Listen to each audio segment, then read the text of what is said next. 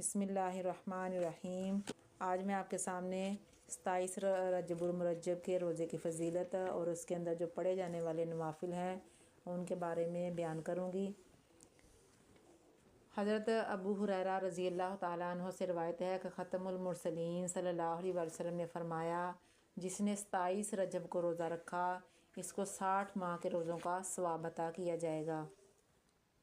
اس کی وجہ فضیلت یہ ہے کہ اس دن حضرت جبرائیل علیہ السلام پہلی وحی لے کر حضور اقدس صلی اللہ علیہ وسلم کی خدمت اقدس میں حاضر ہوئے۔ اسی ماہ میں حضور صلی اللہ علیہ وسلم کو معراج ہوئی۔ اس کے علاوہ فرمایا جاتا ہے کہ رجب کی ایک رات ہے کہ اس میں نیک عمل کرنے والوں کو 100 برس کی نیکیوں کا ثواب ہے، اور وہ رجب کی 27ویں شب ہے۔ جو اس میں 12 رکعت اس طرح پڑھے، ہر رکعت میں سورہ فاتحہ اور کوئی سی ایک سورت، اور ہر 2 رکعت پر اتحیات پڑھے اور 12 پوری ہونے پر سلام پھیرے۔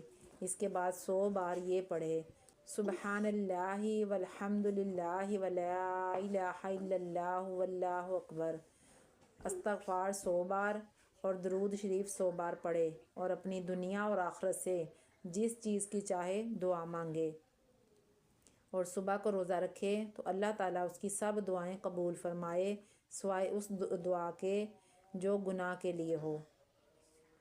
شعب الایمان جلد 3 صفحہ 383۔